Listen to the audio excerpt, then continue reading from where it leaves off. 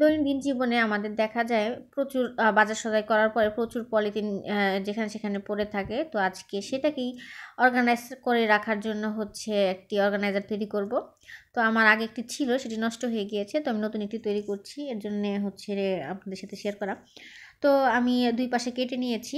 তো পরবর্তী যে মানে একটু আগে দেখতে পারলেন যে একটি পুরনো যে বোতলে পলি ছিল, সেটা আমার আগের করা।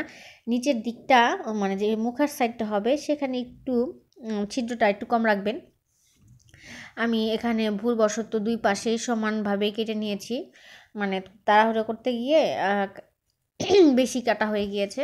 তো আপনারা চেষ্টা করবেন একটু মুখার সাইডটা একটু কম কাটতে। তো এরপরে আমি হচ্ছে ২ পাশে মাস্কিং টেপ লাগিয়ে দেবো, যাতে যখন ব্যাগ রাখবো হাত কেটে না যায়। তো আমি এখন এখানে হচ্ছে পাটের রশি দিয়ে যেহেতু পেঁচাবো, এর জন্য আমি এখানে আমার কাজের সুবিধার্থে ডাবল স্লাইডার টেপ ব্যবহার করে নিচ্ছি। আপনারা চাইলে গ্লু ব্যবহার করতে পারেন।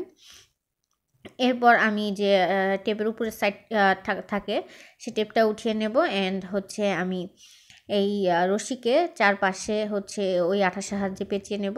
এখানে আমি হচ্ছে একটা ঝুলানোর জন্য হচ্ছে দড়ি ব্যবহার করেছি। এটা আসলে আমার পরবর্তীতে খুলে যায়। তো আমি বলব যে এখানে একটু বোতলটাতে ছিদ্র করে নেবেন, তাহলে এটা অনেক টেকসই হবে আর খুলে যাওয়ার কোনো ঝামেলা থাকবে না। তো এই তো, এরপরে আমি হচ্ছে নিচে একটু লেস লাগিয়ে নেব। ডিজাইন হচ্ছে আপনার উপরে টোটালি ডিপেন্ড করে আপনি কিভাবে করতে চান, কতটুকু করতে চান, এটাই। তো আমার এখানে বাসায় লেস ছিল, তো আমি সেটাই হচ্ছে এখানে হচ্ছে লাগিয়ে দেব।